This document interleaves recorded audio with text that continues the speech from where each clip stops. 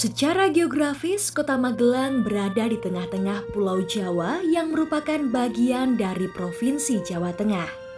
Magelang merupakan salah satu kota yang usianya sudah cukup tua dengan segala macam perkembangannya hingga saat ini. Salah satu ikon kuliner tradisional yang ada di Kota Magelang adalah getuk. Getuk telah menjadi bagian tak terpisahkan dari kehidupan masyarakat Kota Magelang, serta menjadi salah satu buah tangan wajib apabila mengunjungi kota ini. Ketika ketela diolah menjadi sebuah makanan, dinikmati, rasanya kok enak. Kemudian pada suatu ketika kita mau bikin lagi, mau bikin apa? Kita belum punya nama. Nah, disitulah kemudian mungkin sambil makan, dirasakan enak, manduk-manduk. Nah, disitu sambil digeget, sambil manduk-manduk, kok enak. Yuk kemudian menjadi getuk, digeget, karo manduk-manduk. Kemudian berkembang setelah itu, diversifikasi produknya, ada namanya getuk lindri, ada getuk warna-warni yang terkenal, ada getuk marem, getuk trio, dan lain sebagainya. Untuk getuk, mungkin ada riwayat atau sejarahnya ya. Jadi getuk itu suatu makanan yang berbahan dasarnya adalah ketela. Dari sebatang pohon ketela gitu ya. Ketela itu sebuah tanaman yang ada di yang dikonsumsi akarnya. Kita namakan ketela, ada berbagai macam jenis ketela, ketela pohon, ada ketela rambat gitu ya. Semuanya bisa diolah ya. Semuanya bisa diolah, yang awalnya cuma sekedar direbus kemudian langsung dimakan, atau barangkali juga ditambah dengan parutan kelapa begitu. Jadi getuk itu memiliki sebuah filosofi yang cukup mendasar. Getuk karena itu berbahan baku dari singkong, di mana singkong itu adalah makanan khas atau makanan tradisional rakyat jelata seperti itu ya. Makanan asli dari masyarakat dari kalangan bawah yang kemudian disukai oleh kalangan menengah ke atas. Sehingga dari situ kita berusaha membuat getuk ini menjadi sebuah daya saing unggulan yang agar tidak ditinggalkan dengan jenis-jenis makanan baru dan terus bisa dikembangkan karena ini asli dari lokal dan tentu kita tidak perlu impor gitu ya untuk pengembangannya. Salah satu dusun yang anggota masyarakatnya memproduksi getuk adalah Dusun Karet. Dahulu terdapat satu pembuat getuk yang ada di dusun tersebut. Tetapi kemudian saudara lainnya juga ikut membuat getuk lalu berkembang ke tetangga sekelilingnya. Hingga kemudian saat ini telah turun-temurun ke beberapa generasi pembuat getuk. Maka tidak heran apabila kita berkunjung ke Dusun Karet akan menemukan beberapa plakat penjual getuk di sana. Karena adanya pandemi COVID-19, saat ini hiruk-pikuk orang yang lalu lalang untuk berkunjung ke Dusun Karet tersebut menjadi menurun. Asal mulanya dari getuk gondok itu karena simbah saya itu kalau orang dulu itu sebetulnya itu pembawaan, kalau sekarang penyakit ya Mas ya, penyakit gondok. Tapi kalau orang dulu itu diberitahu atau diberi masukan untuk berkonsultasi dengan para medis atau untuk disuruh untuk operasi, itu malah ketakutan Mas, tidak berani. Sehingga simbah saya itu meninggal, itu masih terbawa. Saya mulai tahun 85, anak saya umur 40 hari, saya mulai berjualan. Jualannya saya cuma di emper toko, di depan toko Panorama, itu selama beberapa tahun. Nah setelah pasar kebakaran, mulai saat itu saya tidak pernah jualan Mas, cuma saya wakil anak-anak. Bukannya saya putus asa, enggak, cuma saya berpendirian karena anak-anak tidak ada kegiatan. Saya sudah bisa dikatakan corone wong mangan wis wareg nggih, bisa untuk kegiatan anak-anak seperti itu.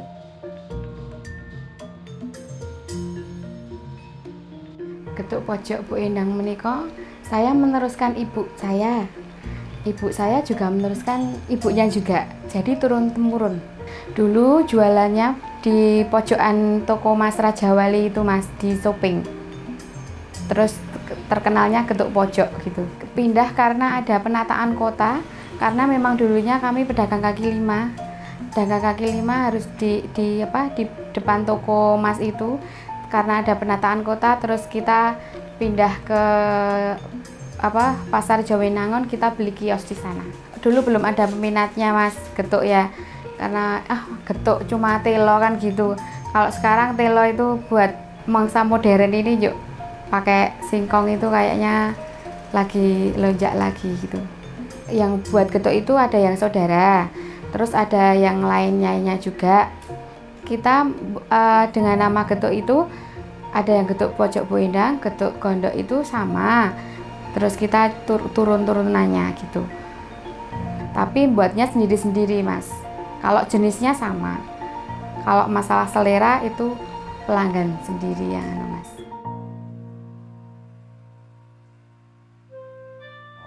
Sebelum pandemi ya alhamdulillah kita sehari sekali bikin itu bisa sampai 150 kilo sampai 2 kintal ya, sampai 200. Kalau hari Sabtu Minggu biasanya sampai 3 kintal.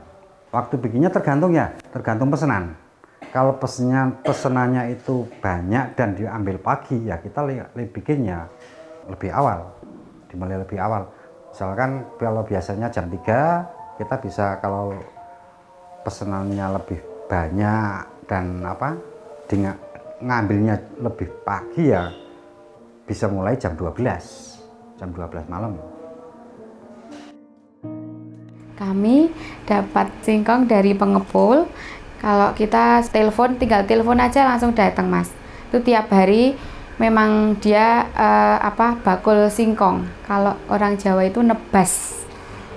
Iya, terus kita tinggal beli gitu. Tapi memang singkongnya harus pilihan Mas, harus pilihan memang buat getuk. Pengepulnya daerah sekitar Magelang, itu daerahnya Kaliangkrik. Dia yang sudah tahu mana yang bagus dan mana yang enggak. Jadi saya sudah percaya sama orang itu. Proses pembuatan getuk dari awal itu kita pertama kali ngupas ketela ya. Ketela dikupas, habis dikupas kita cuci, habis dicuci kita masukkan ke sini. Dimasukkan ke sini, dikukus kurang lebih 2 jam. Setelah mateng itu kita angkat, kita masukkan ke lesung itu. Nah, kita tumbuk gitu. Habis kita tumbuk, kita kasih garam sampai rata, pilah-pilah yang masih kasar dan sontrotnya, kalau bahasa Jawanya sontrot ya. Kalau Indonesia sumbu apa gitu. Itu kita pilah-pilah itu. Habis itu kita kasih gula, kasih pewarna makanan. Habis itu kita masuk penggilingan. Habis masuk penggilingan kita cetak. Habis cetak ya setelah dingin kita pasarkan gitu. Pink itu aroma perambos, hijau pandan, coklat gula Jawa. Coklat gula Jawa itu gula Jawa campur sama nangka. Kalau nggak nangka, kalau ada durian ya durian. Dan satu lagi coklat Van Houten. 3 gepeng, bulat, bunder sama bulat itu.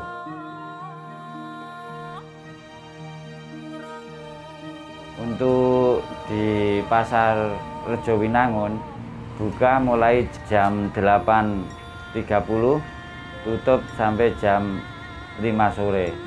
Untuk pembelinya rata-rata ya sebagian dari luar kota, sebagian dari dalam sendiri, yaitu dari instansi pemerintah, dari konsumen masyarakat biasa kebanyakan.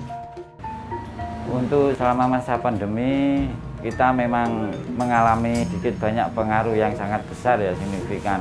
Apalagi pas awal-awal pandemi kita ya sempat tutup 1 minggu karena tidak adanya pengunjung, tidak adanya pembeli. Dengan melihat situasi kita produksi sedikit demi sedikit, mulai ya 40 kilo, 50 kilo, dan itu masih tidak sampai habis. Dan untuk penjualannya memang menurun hampir 75% itu untuk pandemi itu. Sejak saya datang di Kota Magelang tahun 93,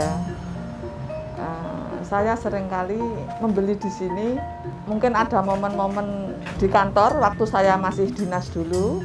Tidak hanya itu, tapi untuk kesehariannya kalau mungkin ada keluarga yang datang ke Magelang, itu pasti saya membelikan oleh-oleh di sini juga. Ya semoga gedok ini menjadi andalan dari Kota Magelang, dan memang setiap tahun itu ada festival gedok, festival gedok Kota Magelang itu ada. Nah, sehingga apa yang kita lakukan ada pada setiap hari jadi bulan April ya. Kalau hari jadinya tanggal 11 April, maka kita pasti diiringi ada namanya prosesi upacara grebeg gedok. Upacara grebeg gedok ini diinisiasi oleh pemerintah Kota Magelang, oleh para seniman. Itu diawali gedok besar, dan itu semua juga dari pengusaha gedok dari Magelang. Mereka jadi nyengkuyung untuk ini. Jadi tidak nyuruh kita pakai menggunakan anggaran APBD atau apa, tapi memang dari kesadaran masyarakat bersama. Kita bikin gunungan gedok yang tinggi besar, itu ada dua, gunungan laki-laki dan gunungan perempuan, yang kita kemudian arak, kemudian nanti di alun-alun ada upacara berbahasa Jawa dulu, kita ceritakan tentang hari jadi Magelang, dan baru kemudian ada grebeg gedok itu.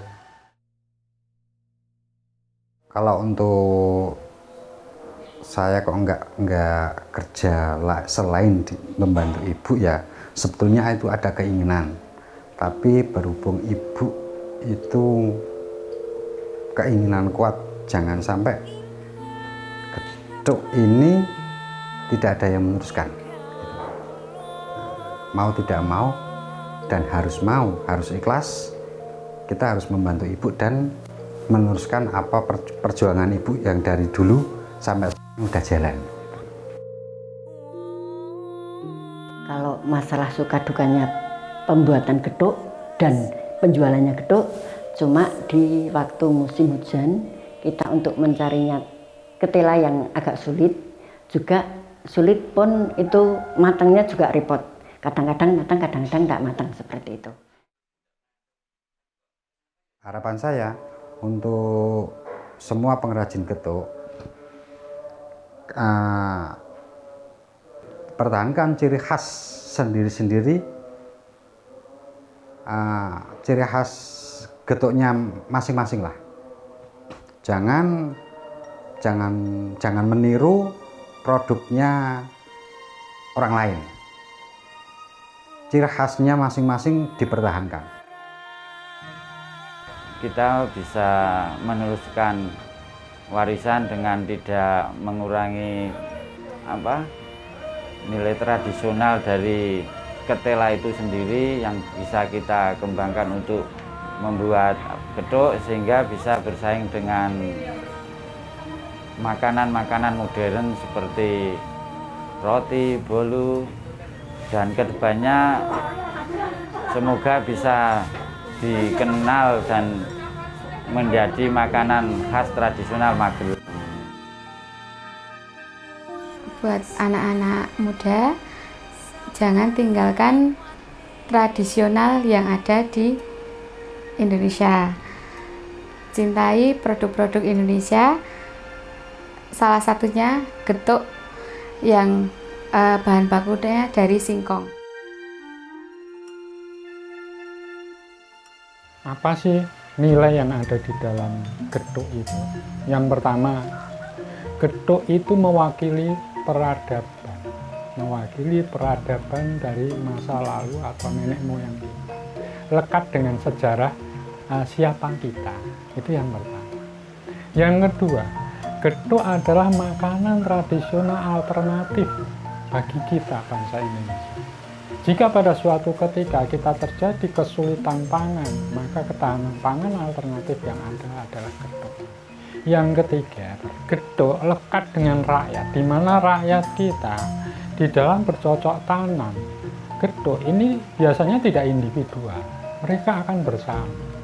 Kegotong royongan, kebersamaan yang perlu diteladani oleh anak-anak muda semuanya. Kemudian bagi kita semua, bagi anak-anak muda khususnya para seniman dan sebagainya, atau siapapun yang pelukis, cobalah, ayo kita angkat gedok ini sebagai keunggulan Kota Magelang. Kalian lihat saya pakai baju dengan gambar gedok, mungkin pelukis, lukis gedok, yang penyanyi bikin lagu gedok, yang penari kita angkat.